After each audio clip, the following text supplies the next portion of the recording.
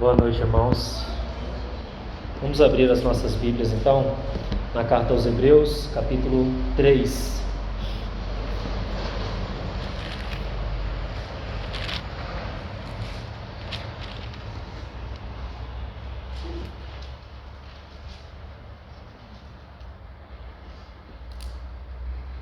Vamos ler os versos de 1 a 6.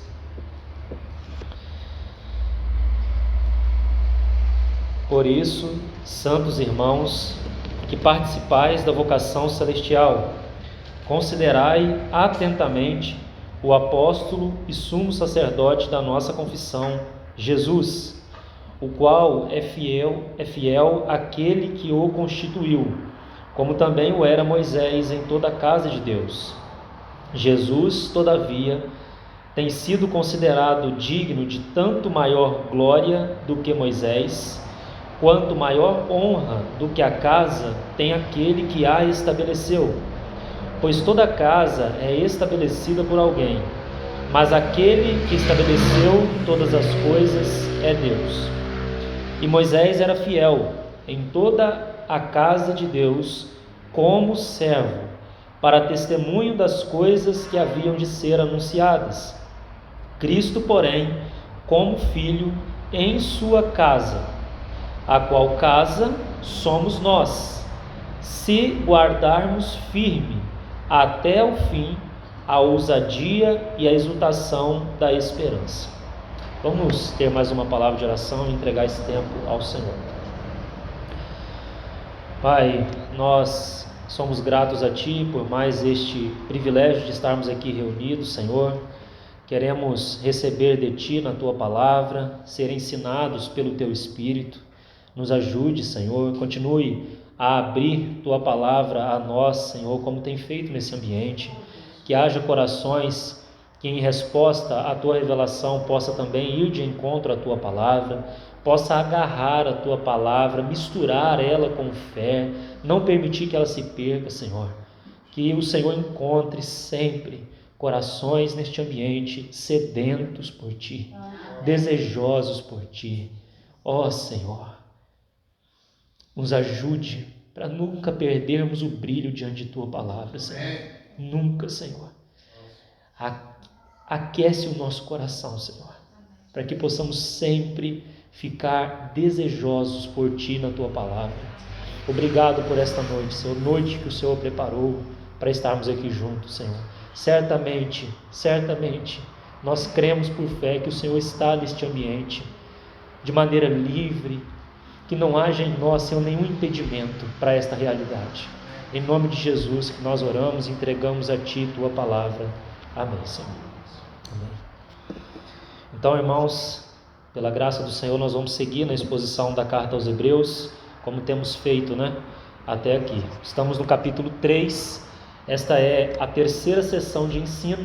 A primeira sessão no capítulo 1, tem um parênteses exortativo no capítulo 2, versos de 1 a 4. Depois nós entramos na segunda sessão de ensino, capítulo 2, versos 5 até o final do capítulo 2. E então chegamos à terceira sessão de ensino da carta aos Hebreus, que é esta que nós temos diante de nós aqui.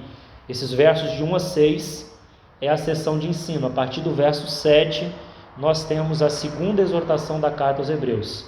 Porque, como já falamos em outros momentos, o Espírito Santo, de maneira tão preciosa, precisa, ele intercala ensino e exortação nessa carta. Porque sempre, diante da luz recebida, há demandas da parte do Senhor. Então, irmãos, não se engane, não há ninguém aqui que está aqui de maneira passiva, todos nós estamos aqui de maneira ativa, e devemos exercitar e responder ao Senhor todas as vezes que a palavra é compartilhada, seja por qual vaso for, Então, vocês são ativos, irmãos, diante da luz que tem recebido, o Senhor certamente irá demandar que andemos de acordo com essa luz, Filipenses 3,16. Todavia, andemos de acordo com o que já recebemos do Senhor. Então, essa terceira sessão de ensino, para que nós possamos ser bem diretos nessa noite, e pretendo concluir essa sessão de ensino, esses 6 versos. Essa terceira sessão de ensino tem como tema, já falado, Cristo Jesus é superior a Moisés. Porque porque são assuntos ligados. Tratou dos anjos, tratou da lei, juntamente ali com os anjos, agora, né, teria que tratar de maneira lógica do legislador, de Moisés, né? Então ele vai mostrar que Cristo não é superior apenas aos anjos, ele é superior também a Moisés. E nós vimos então, só relembrando bem rapidamente, só na sessão de ensino mesmo, de maneira mais focada nessa noite, que essa sessão aqui, os versos 1 a 6, assim como toda a carta aos Hebreus, ela é destinada para aqueles que são santos, que são irmãos e que são companheiros de uma vocação celestial. E se isso é verdade, irmãos, então isso já exclui boa parte dos comentaristas que falaram algo a respeito dessa carta aos Hebreus. Porque eles, por exemplo, quando se deparam com passagens difíceis, passagens exortativas, eles destinam aquilo dali como se fosse para aqueles que não são cristãos verdadeiros. Aqueles que por um tempo creram, mas de uma maneira mental, intelectual, né, e vieram então a se perder e por isso nunca foram filhos de fato. Mas isso não é verdade. Toda a carta aos Hebreus, incluindo as passagens exortativas, passagens sérias, toda a carta aos Hebreus, ela é destinada para aqueles que são santos, que foram postos à parte pelo Senhor, para aqueles que são irmãos do Senhor Jesus e para aqueles que são companheiros da vocação celestial. Então, se isso é verdade, e o é, tanto o ensino, como as exortações, como os privilégios, como a responsabilidade requerida, tudo é para nós, irmãos. Não tem para onde você se esquivar. Tudo que está escrito aqui, inclusive os versículos que vão dar sabe aquela apertadinha no nosso... É para nós, irmãos. Não tem nada a ver com o mundo. O mundo não tem parte nisso. Isso é opção para os filhos de Deus. E o pano de fundo aqui é justamente a nação de Israel e Moisés, que é o grande legislador.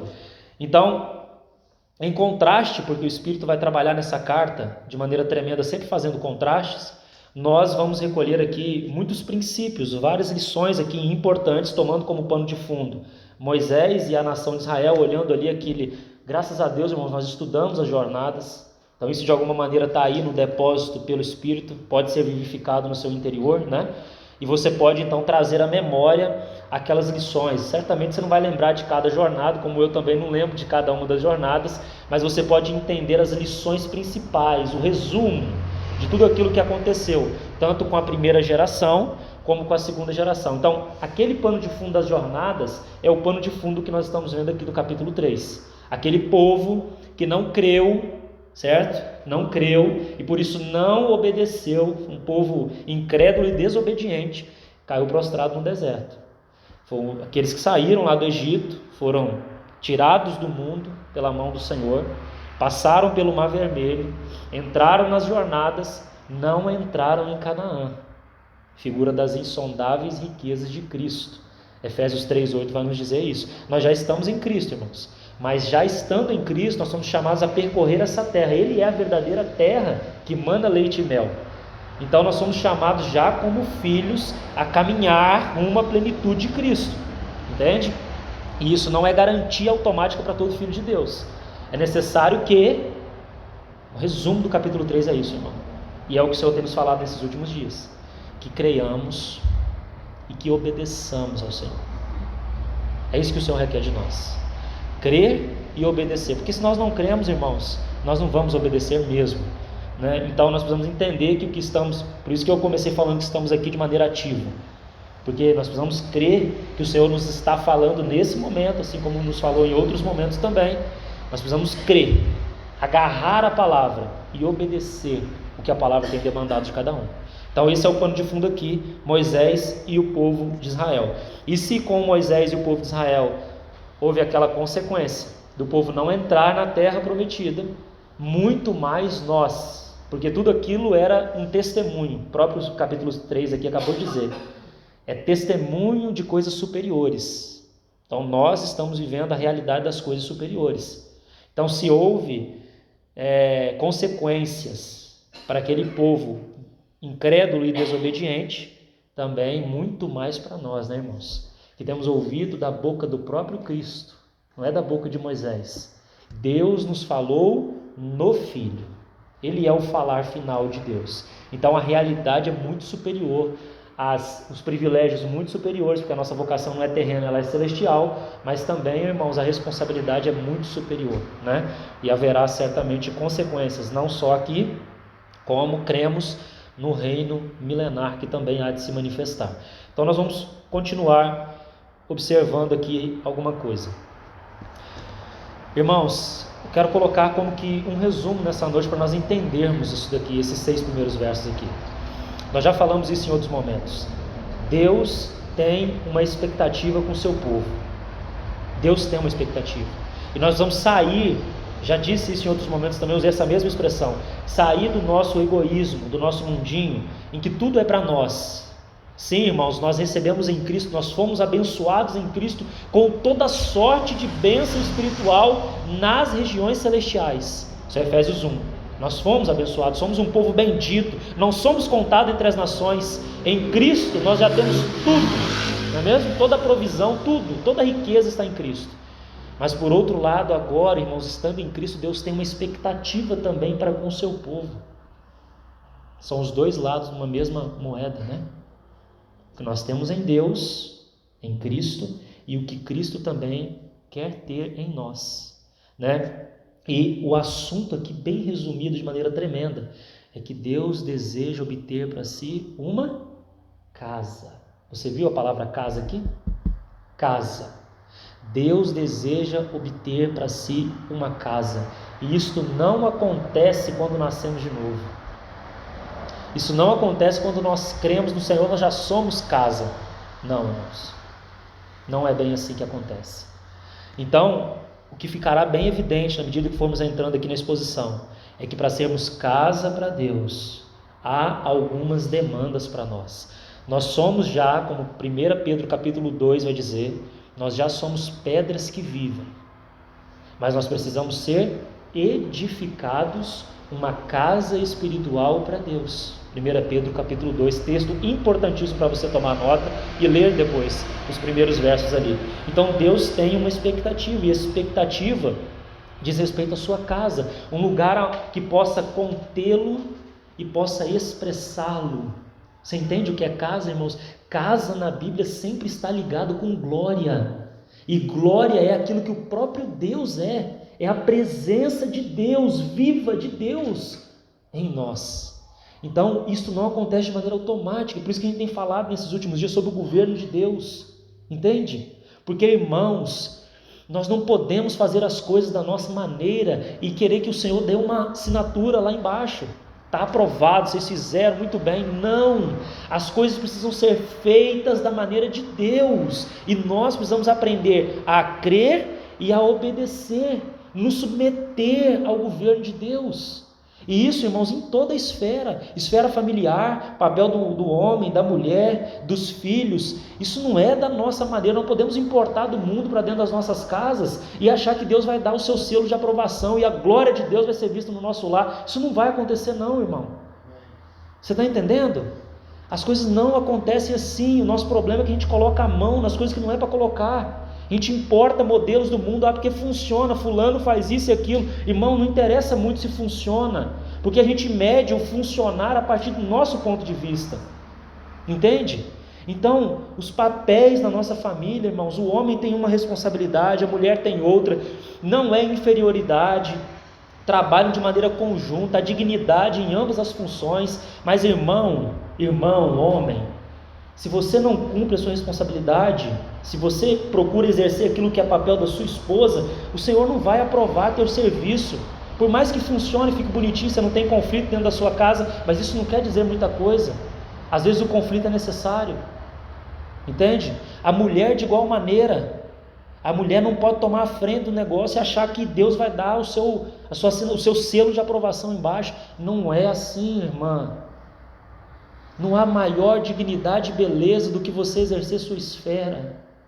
Você vai ver aí sim a glória de Deus na sua família, quando você aprende a desempenhar sua função independentemente do outro, né? Porque quando o Senhor trata dessa questão da família, Ele não leva em conta só do marido cristão ou esposa cristã, né? Ele trata da essência do homem e da mulher, então vai além. Então estou falando da família, aí nós poderíamos ir para a igreja da mesma forma. Então, irmãos, eu estou falando isso já porque o Senhor já nos tem falado isso, e isso está ligado com glória. Se nós queremos a glória de Deus, se nós queremos a presença de Deus no nosso meio, irmãos, se nós queremos ser um vaso do seu testemunho, não uma coisa apenas que a gente repete para outro, mas que de fato, sabe aquele reunir de 1 Coríntios 14, de que um incrédulo, um indouto entra no nosso meio, eles dizem, de fato, Deus está nesse lugar, sabe, irmão? Isso depende de crermos e obedecermos ao que o Senhor nos tem falado. Irmãos, eu posso falar aqui 10 horas para vocês, como já dizia um irmão, mas se a presença de Deus estiver no nosso meio por 5 segundos, 1 segundo basta, eu não precisaria falar nada, entende? Mas irmãos, casa na Bíblia está ligada à glória. Sermos casa para Deus, há demandas para nós. Você pode ver que esse assunto da casa de Deus, eu estou falando isso, está no capítulo 3, tá, irmãos? Estou colocando de uma maneira geral. Esse assunto da casa começou com Jacó lá em Gênesis 28, quando ele vê aquela escada, né, que é interpretada em João capítulo 1, ele vê aquela escada lá em Betel, Bet-El, casa de Deus, né?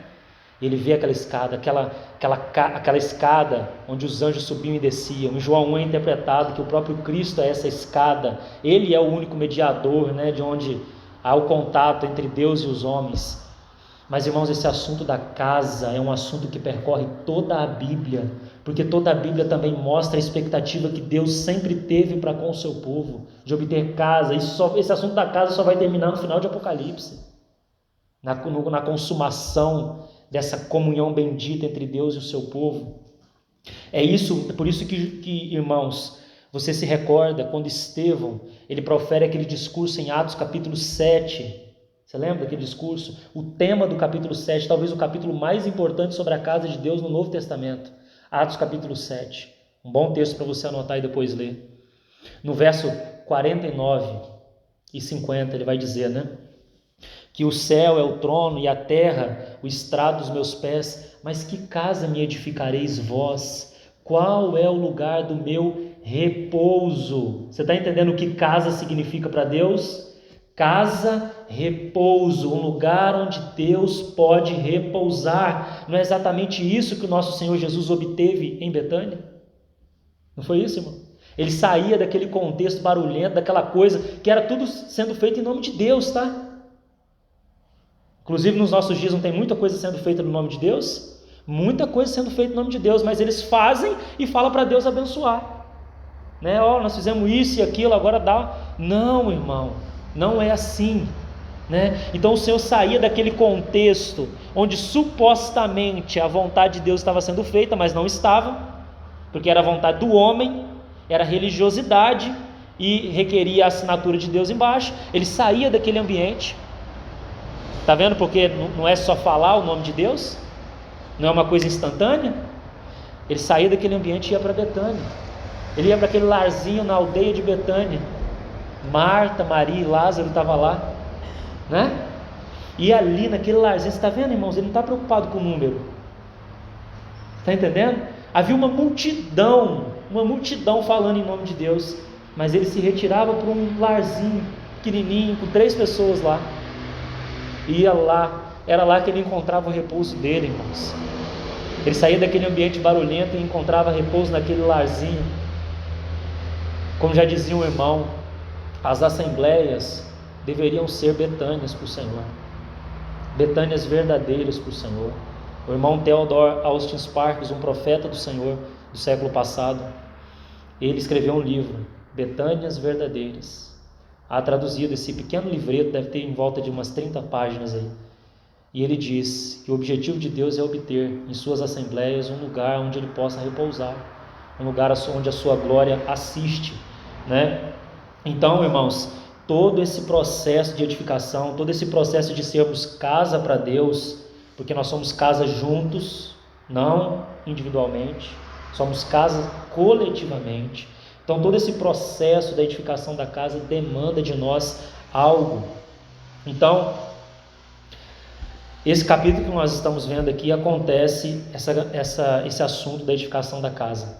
Então, olhando para o texto aí, qual é a primeira coisa importante para que sejamos casa para Deus? Capítulo 3, verso 1, diz o que aí? Por isso, santos irmãos, que participais da vocação celestial, considerai atentamente. A primeira coisa, irmãos, para sermos casa para Deus, da qual depende tudo mais de sermos casa para Deus, é estarmos considerando atentamente Jesus. Contemplar a Cristo, olhar para Ele, manter os nossos olhos fixos nele, é o primeiro requisito para sermos casa para Deus. Irmãos, se nós estivermos fazendo qualquer coisa, mas isso não é fruto da nossa contemplação contínua de Cristo, não há aprovação de Deus isso daí. Nós podemos fazer muita coisa, mas talvez o Senhor precise se retirar e ir para um lugarzinho chamado Betânia, porque aquilo que nós estamos fazendo por conta própria, é madeira, feno e palha. Então, considerar atentamente a Jesus é a primeira coisa importante no processo de edificação de uma casa para Deus.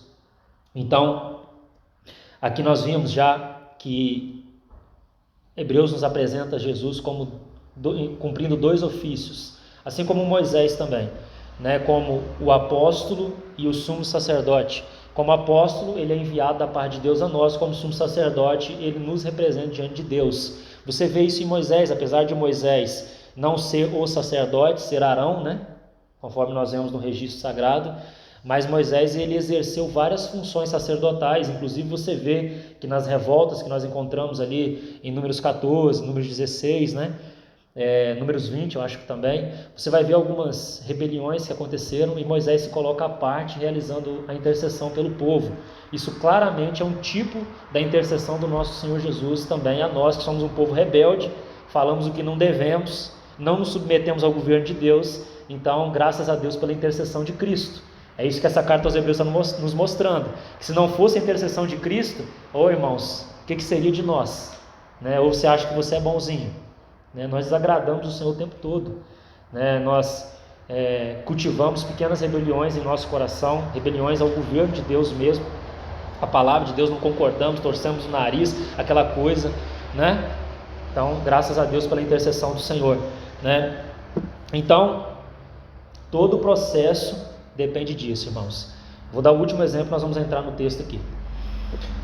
Quando você olha para a figura do tabernáculo, ali você tem um belo exemplo do que significa ser casa para Deus, ou como podemos ser casa para Deus. A partir de Êxodo 25, você tem a construção do tabernáculo. E se você se recorda bem, a partir de Êxodo 25, você vai ver que o Senhor passa todo o escopo do tabernáculo para Moisés, né?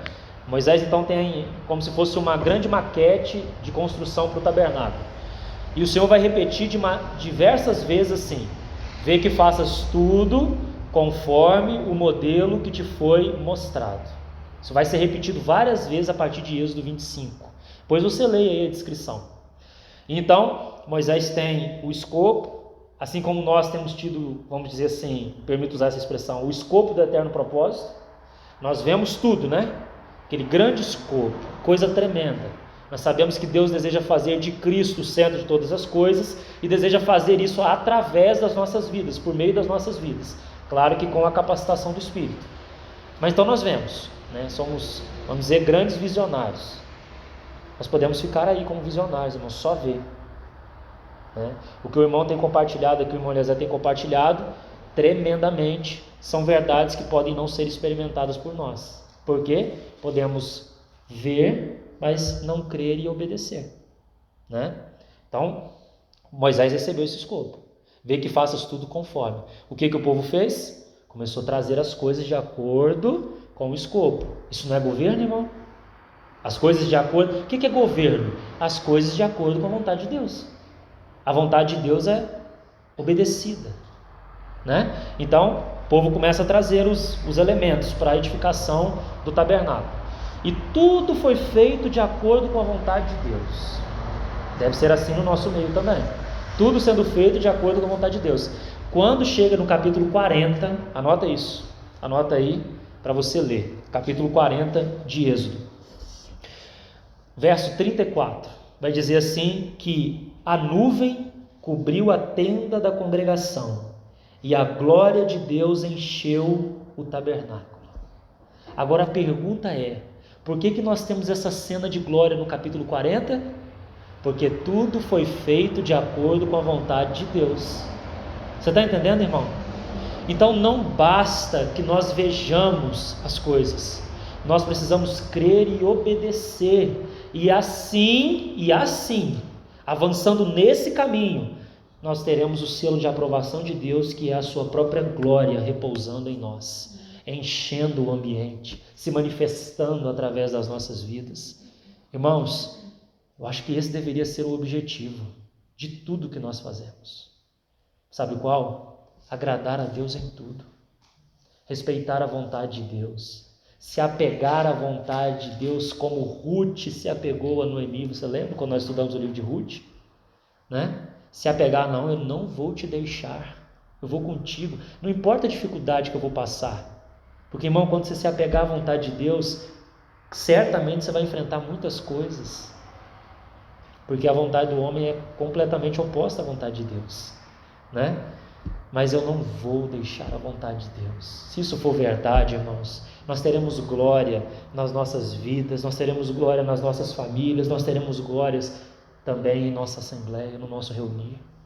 Esse deve ser o objetivo das nossas vidas. Como já lembrado pelo irmão Eliezer, se Deus tem uma casa, de fato, esse deveria ser o nosso centro de interesse. A gente está ocupado com tanta coisa, né? Mas na verdade tudo deveria servir a esse interesse.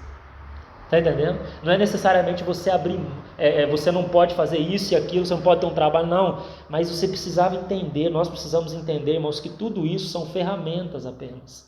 Tudo isso deveria servir, nós nos tornamos escravos dessas coisas. Essas coisas deveriam servir o propósito.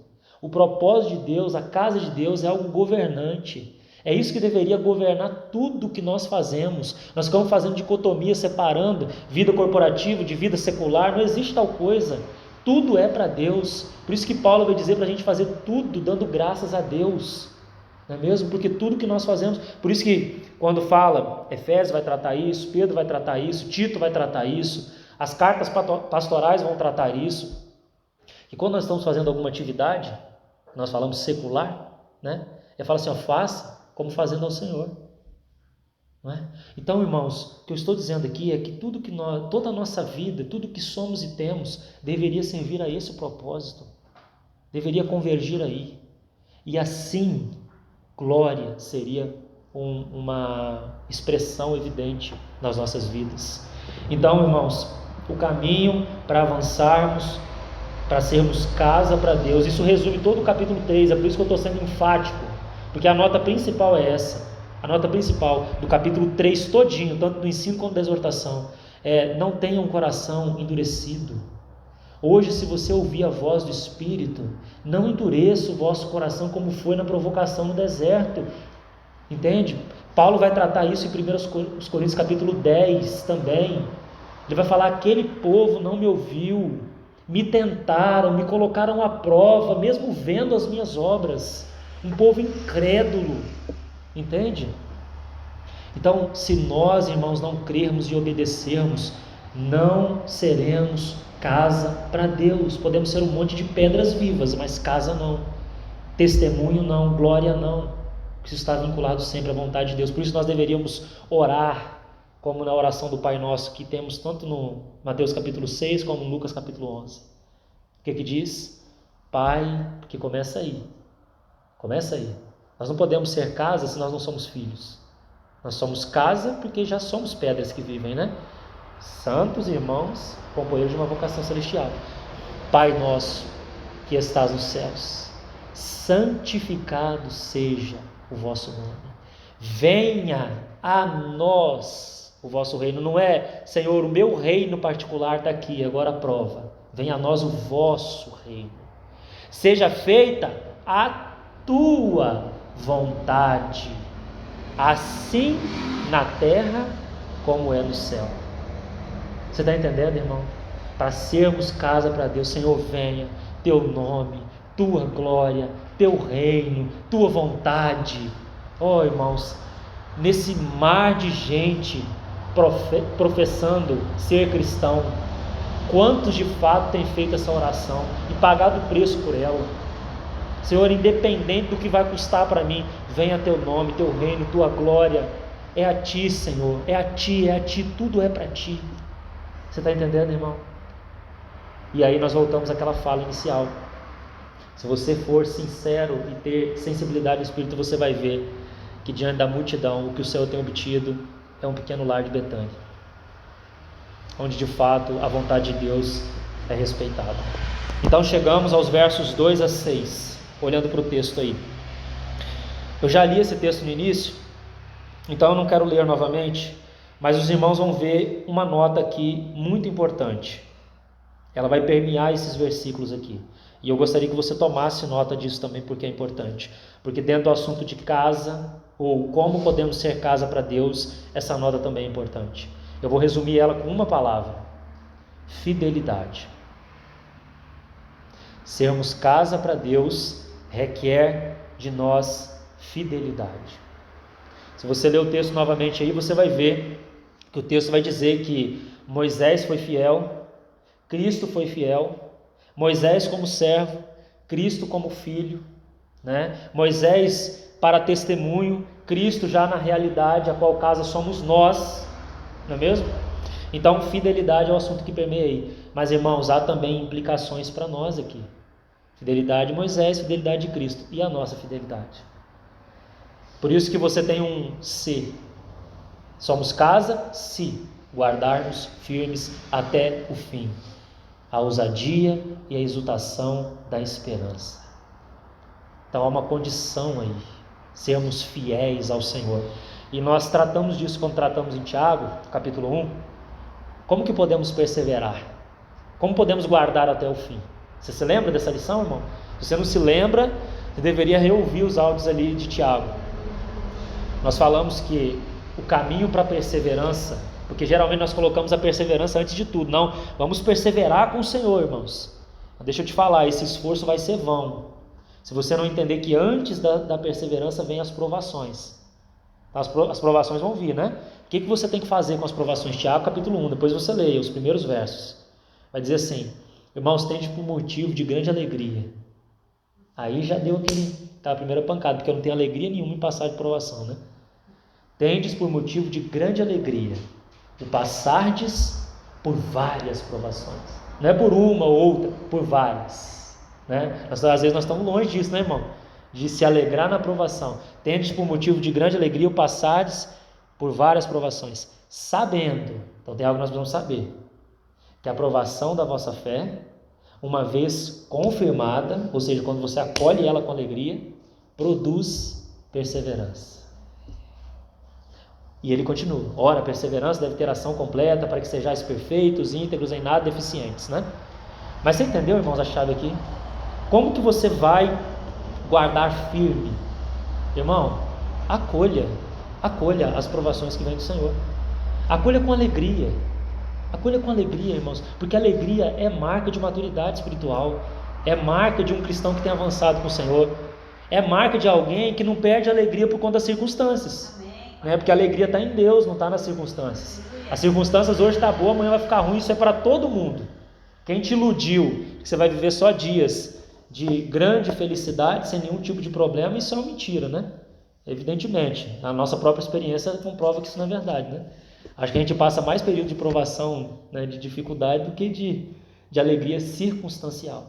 Mas pela graça do Senhor nós podemos experimentar essa alegria em Cristo, né? E se isso é de fato, se de fato isso é verdade, se a gente tem acolhido as provações, então essas provações que a gente tem acolhido, a gente não está se esquivando dela, a gente não está fugindo, a gente está acolhendo. Ó, Senhor, é o que tu queres, me ensina com isso. Onde está o Senhor nisso daqui? O que o Senhor quer me ensinar diante disso daqui? Senhor, eu errei, me corrija, quero seguir contigo. Senhor, você está acolhendo com alegria, eu quero continuar me alegrando em ti, Senhor.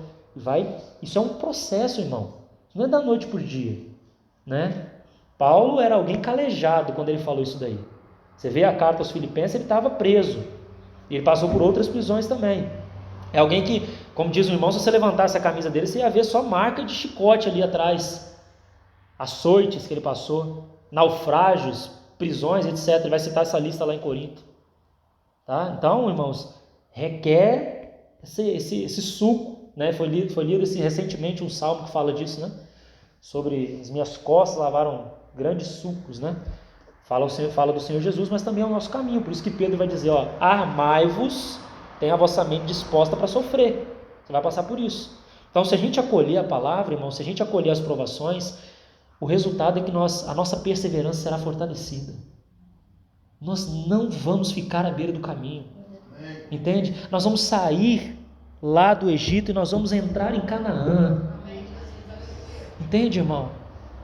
Então não fica olhando e contrastando só com a geração que ficou. Olha para Josué, olha para Caleb, olha para aquela fé que aqueles vasos tiveram. Entende? Se agarre naquilo dali, irmão, e deseja ardentemente obedecer o Senhor. Entende? Então, se isso é verdade, irmãos, seremos casa para Deus. Então, o assunto de fidelidade é um assunto importantíssimo. Importantíssimo. E aqui, agora nós podemos estreitar para a experiência de cada irmão e irmã, que difere, né, irmão? Difere um do outro. Cada um está num contexto de vida, cada um tem uma porção que o Senhor confiou a você, que é diferente do que confiou a outro irmão. Cada um tem um serviço a desempenhar no corpo, né? E o Senhor vai requerer fidelidade a você, não pelo outro, mas por aquilo que Ele confiou a você. Entende? Então, ser casa para Deus requer isso. O que você tem feito, irmão, com aquilo que o Senhor tem te dado? Entende? Fidelidade é isso. Você não tem, há um desinteresse, vamos dizer assim, há um desinteresse em ir para a esfera do outro. Eu estou feliz e contente por aquilo que estou desempenhando, convicto e claro que é o que o Senhor quer de mim. Isto basta. Isso é fidelidade, irmão. Fidelidade é se o Senhor te colocar para orar lá no secreto, ninguém está vendo você orando, mas você está orando, né? Ninguém está vendo, você não vai ser aplaudido, louvado por ninguém, mas você está sendo fiel ao Senhor lá no particular. Você está feliz em arrumar uma mesa aqui no momento da ceia, você está feliz cuidando do seu filho, né? Isso pode ser, irmãos, tudo isso é fidelidade ao Senhor. Nosso trabalho também é uma esfera de fidelidade ao Senhor, né? Então fidelidade, irmão, é você responder ao Senhor naquilo que Ele tem te dado. Sabe, irmão, a gente vive tanto a vida do outro, né? A gente fica sempre projetando a vida do outro, esquece a vida do outro, irmão. A gente precisa aprender a ser fiel diante do Senhor naquilo que Ele nos tem confiado, na esfera que Ele nos tem confiado, nem mais nem menos. Nem ser negligente, escondendo os talentos, né? Você não vai esconder, eu tive medo do Senhor. Ele viu de maneira inadequada o Senhor, né? Parábola dos talentos. Porque sabia que eras homem rígido e tal, eu escondi. Não, irmão, não esconda o talento. Desempenhe, negocie, faça, né, de acordo com o que o Senhor tem requerido de você. E pode ser que você vai olhar para o lado, o Senhor não está requerendo do seu irmão a mesma coisa, da sua irmã a mesma coisa. Então eu estou tratando esse princípio da fidelidade para o irmão ver que não é só um conceito, não é só um conceito, é uma coisa que permeia as nossas vidas. Você está entendendo? Então, esta palavra fiel também, ela é muito interessante quando você vai estudar o significado dela. O que significa ser fiel, né? Nós já tratamos aqui de maneira prática algumas questões, mas o que significa? Qual a definição de ser uma pessoa fiel do ponto de vista de Deus, né? Porque os homens podem fazer uma leitura errada da nossa fidelidade. Às vezes nós estamos sendo fiel ao Senhor e não estamos agradando homens, né? Então essas pessoas vão julgar que nós estamos sendo infiéis, mas estamos sendo fiéis. Por isso que Paulo vai dizer, o que se requer de cada um dos dispenseiros de cada um é que seja encontrado fiel quando o Senhor vier. Não interessa o que os homens acharam. Irmão, diante do tribunal de Cristo, ninguém vai poder se justificar por conta de demanda que homens fizeram da vida dele. Senhor, está aqui, eu fiz isso, eu sabia que a tua vontade era aquela, mas eu fiz isso porque me pressionaram aqui do lado de cá. E daí, irmão? Né? A gente é bom de colocar a culpa no outro, né? Como Adão, isso é princípio de Adão. Senhor, eu me escondi. A mulher que tu me deu lá, ela me deu do fruto e eu comi. culpa não é minha, foi dela que me deu. Esse princípio está enraizado dentro de nós. Então, o que significa ser fiel do ponto de vista de Deus? Ser fiel do ponto de vista de Deus é ser considerado digno de confiança. Que bela definição que você deveria anotar também. O que é ser fiel? Ser fiel para Deus é ser considerado digno de confiança. Ou seja, Deus pode contar com você para assuntos de sua administração, porque Deus faz o cumprimento do seu eterno propósito por meio de vasos. Isso não é uma coisa mística, irmão, como o irmão Eliezer tem bem tratado. Isso não é uma coisa que fica lá, isso é uma coisa que passa pelas nossas vidas, porque Ele faz o cumprimento do seu eterno propósito virar por meio de vasos humanos, somos nós. Então o Senhor pode confiar em nós, nós podemos representá-lo, sabe? É um filho maduro que pode tratar de questões que nem precisa da presença, só para o irmão entender, da presença do pai, porque o pai sabe que o filho vai transmitir a exatamente dele próprio. Ele pode deixar o filho lá resolver. Filho, pode ir lá você hoje resolver aquilo lá, porque eu sei que você vai me representar. Isso que você vai falar é a mesma coisa que eu falaria. Entende? Ser considerado digno de confiança. Mas talvez o Senhor muitas vezes com a gente precisa fazer o contrário, né? Precisa nos privar de algumas coisas, de algumas situações, porque nós não poderíamos representá-lo devidamente. Então esse assunto de fidelidade é um assunto muito importante. Agora, sabe qual é a primeira menção dessa palavra que acontece no Novo Testamento? Muito interessante, irmãos, muito interessante. Ela aparece em Mateus 24, 45. Mas nós não vamos ler esta ocorrência, nós vamos ler a mesma passagem, mas no contexto de Lucas. Então você pode ir a Lucas capítulo 12. Só deixa registrada a primeira menção. Mateus 24, 45, a primeira menção dessa palavra no Novo Testamento. Mas nós vamos o mesmo cenário, só que em Lucas capítulo 12. A parábola do servo vigilante aparece aí, né? Nós vamos ler Lucas 12, a partir do verso 35. Você vai entender o que é fidelidade, irmão. Sermos casa para Deus, aqui passa, né? Então, qual é a lição-chave dessa parábola? Que nós vamos ler agora. Fidelidade. É a lição-chave. Você pode colocar do lado da sua Bíblia aí. Lição-chave da parábola. Fidelidade. Resumindo em uma palavra, fidelidade. Então vamos ler a partir do verso 35. Cingido esteja o vosso corpo e acesas as vossas candeias. Sede vós semelhantes a homens que esperam pelo seu Senhor, ao voltar ele das festas de casamento, para que quando vier e bater à porta, logo lhe abram. Bem-aventurados aqueles servos a quem o Senhor, quando vier, os encontre vigilantes. Em verdade vos afirmo que ele há de cingir-se, dar-lhes lugar à mesa, e aproximando-se, os servirá. A quem o Senhor fará essas coisas que está aqui escrito? A um tipo de servo, não todo servo. Está entendendo? Neste caso aqui, os vigilantes, os que estão esperando pelo Senhor, né? Verso 38. Quer ele venha na segunda vigília, quer na terceira, bem-aventurados serão eles se assim não achar. Me parece que o sentimento que eu tenho quando eu leio é que esses vigilantes aqui, esses que estão esperando pelo Senhor, eles não estão preocupados com tempos ou épocas. Se o Senhor voltar na segunda, na terceira vigília, para eles não faz diferença. Se o Senhor vai voltar antes da grande tribulação, depois da grande tribulação, se vai ter um arrebatamento, 2 arrebatamentos, 10 arrebatamentos, o sentido que eu tenho aqui é que eles estão ocupados inteiramente com o Senhor. E quer eles venham no momento que for, eles estão esperando pelo Senhor. Entendeu? Esses são os vigilantes. Porque alguns estão se perdendo em qual hora da vigília da noite ele vem. Mas esses vigilantes estão ocupados com o Senhor. Eles sabem os movimentos que o Senhor está fazendo. Eles sabem que, como o Senhor disse, que quando víssemos a figueira, estou às portas. Então eles estão com os olhos lá, eles não estão procurando definir o tempo, eles sabem o momento que estão vivendo. Eles não entram nas confusões, não, nas falas que está acontecendo aí. Eles estão com os olhos fitos lá. E, irmãos, esses têm uma sensibilidade tão grande, como aquela noiva em Cantares, que pôde sentir o perfume do noivo pelas frestas da porta, né? Buraquinho da porta. Eles não precisam de tempos ou épocas, porque eles sabem aonde está o seu Senhor. Verso 39. Sabei, porém, isto: se o pai de família soubesse a que hora havia de vir o ladrão, vigiaria e não deixaria arrombar a sua casa. Ficai também vós apercebidos, porque a hora em que não cuidais, ou seja, o cenário geral será este, o cenário onde o povo está distraído. Preste atenção. Então nós estamos definindo tempos ou épocas, nós estamos vendo marcas, é diferente. A hora em que não cuidais, o Filho do Homem virá. Então Pedro perguntou: Senhor, proferes esta parábola para nós ou também para todos? Ainda bem que Pedro perguntou, porque talvez a gente ia ficar com essa dúvida também, né?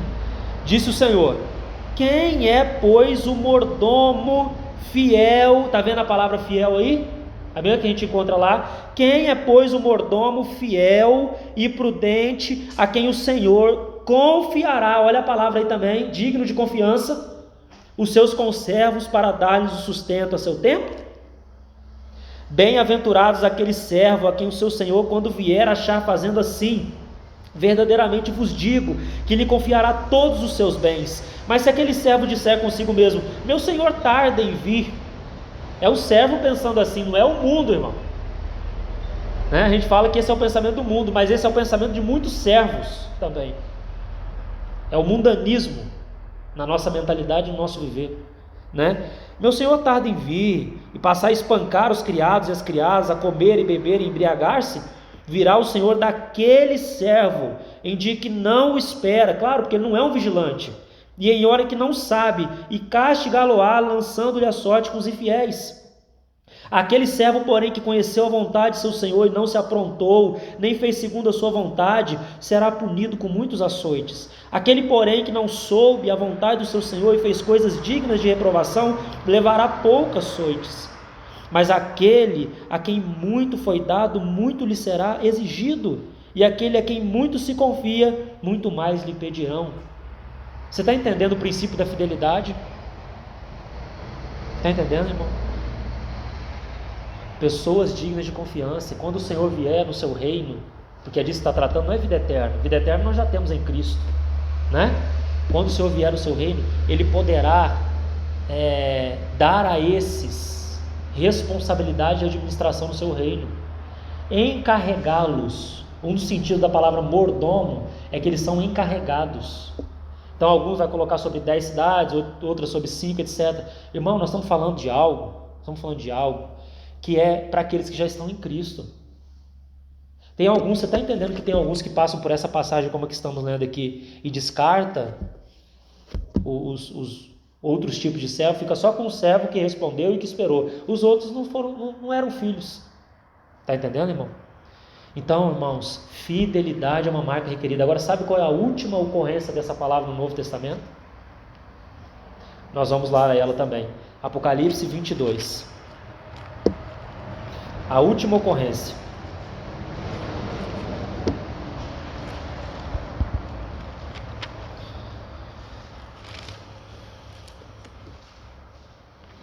Por que eu li a primeira e a última ocorrência? Porque na primeira você tem o princípio da primeira menção. Isso é um princípio de interpretação da palavra de Deus.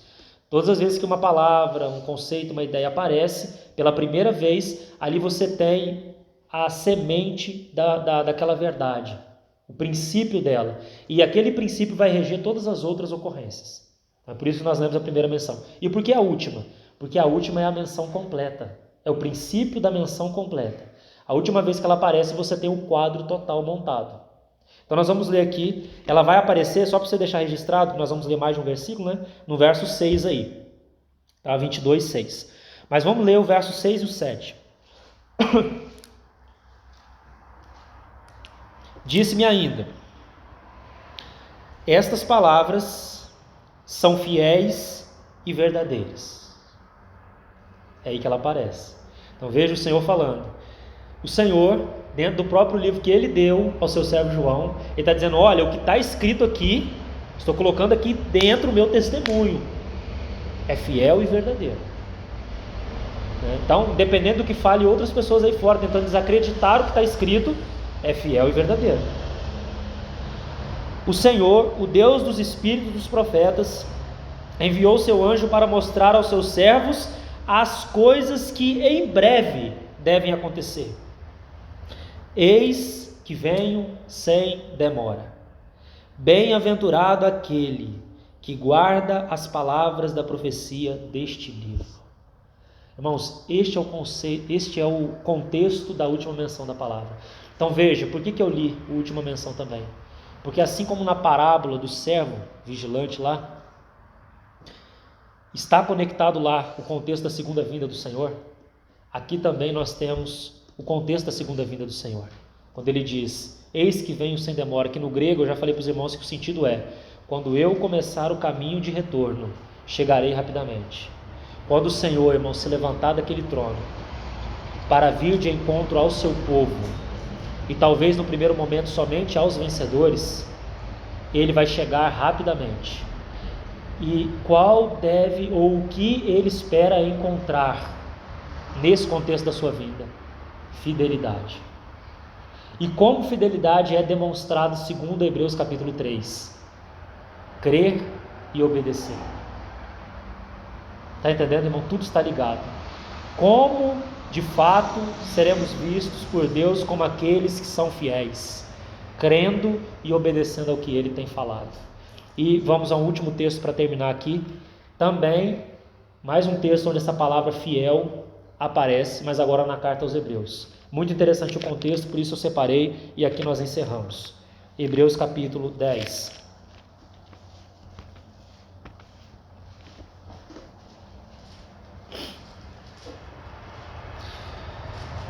Então não perca o assunto da fidelidade conectado à segunda vinda, e a segunda vinda também conectada ao que vamos ler agora, porque são marcas dos nossos dias, certo? Então eu queria que você prestasse atenção. Nós vamos ler dos versos 19 a 25.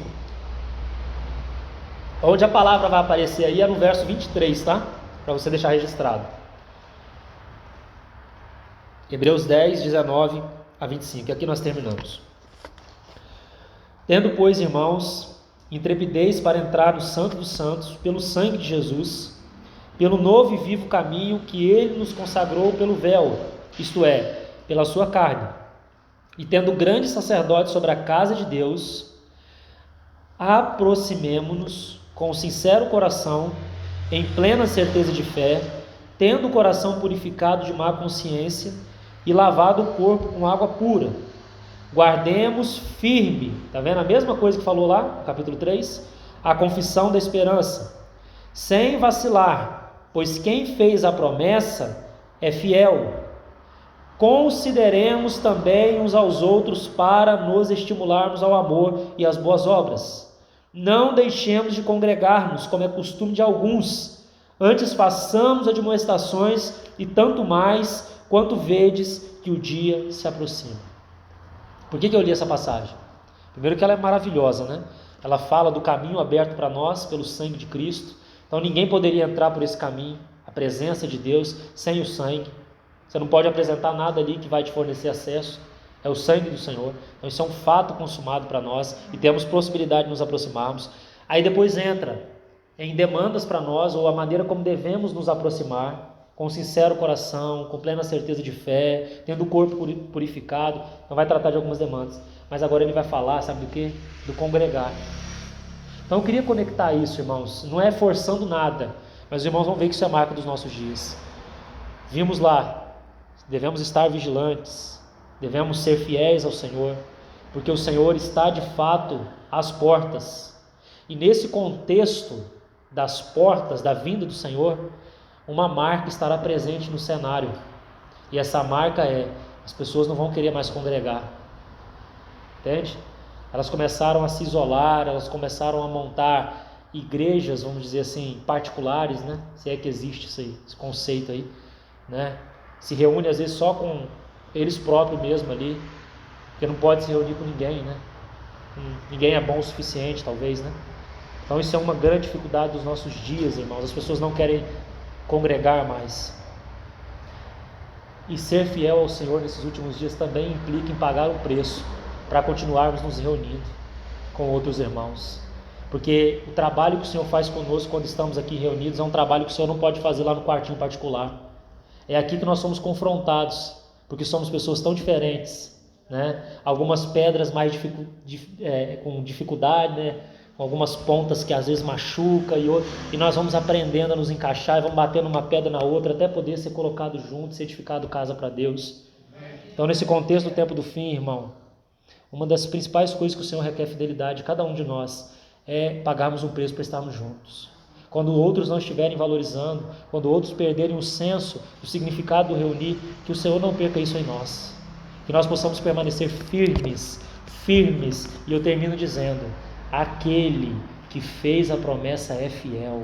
Então nós podemos guardar firme a confissão da nossa esperança, confissão diante de cristãos, diante do mundo, diante de principados e de potestades.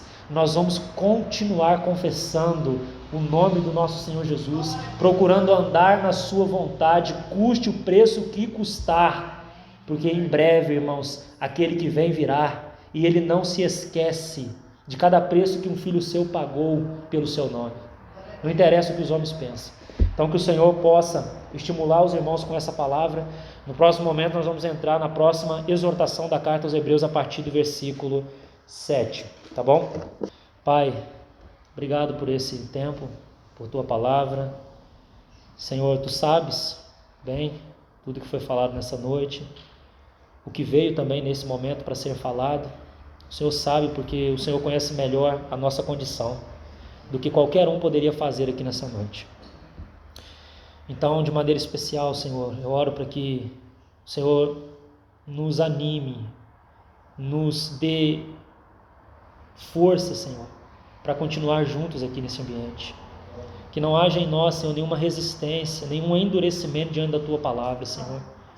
Que nós possamos ver que a única coisa que faz diferença entre nós e os demais povos é a tua graça. Porque, Senhor, nós também somos um povo terrível. A própria geração do deserto, como também a luz do Novo Testamento, demonstram isso. Nós somos um povo, Senhor, murmurador, que mesmo tendo tudo, parece que não tem nada, reclama de tudo. Nós somos um povo que não crê, né? Na mínima coisa a gente duvida que o Senhor pode fazer. Senhor, esse é o nosso coração. A gente tem dificuldade com essas questões. Temos dificuldade em ver que o Senhor é o nosso provedor. A gente busca provisão em tudo e em todos. Temos dificuldade em todas as outras coisas, Senhor, que poderão ser listadas aqui. Então esse é o coração do teu povo, mas o Senhor nos amou assim. E o Senhor, com mão persistente e forte, tem tratado conosco. Ó Senhor, que nós possamos ver que esta graça imerecida, Senhor, ela não foi dada apenas para o irmão, porque ele precisa, ela também foi dada a nós, a mim, que também tanto preciso, Senhor. Se não fosse tua graça, o que seria de nós, Senhor? Não teríamos saído nem do Egito, porque é a tua graça que vem de encontro a nós, e muito menos teríamos qualquer tipo de capacidade de adentrar a Canaã, Senhor. Então é a tua graça sempre nos habilitando e interagindo com a nossa responsabilidade, e assim o é, Senhor. Obrigado por cada irmão e irmã que está aqui nessa noite. Eu quero te pedir, Senhor, traduza essas palavras limitadas que trouxe nessa noite, de uma maneira muito mais clara ao coração dos meus irmãos, para que eles possam, Senhor, tocar isso pela fé, Senhor, pelos olhos espirituais, eles possam ver de fato o que foi tratado nessa noite, e que de alguma maneira isto possa comandar, reger todas as nossas vidas, Senhor. Nos ajude com isso, Senhor. Em nome de Jesus que nós oramos. Amém, Senhor.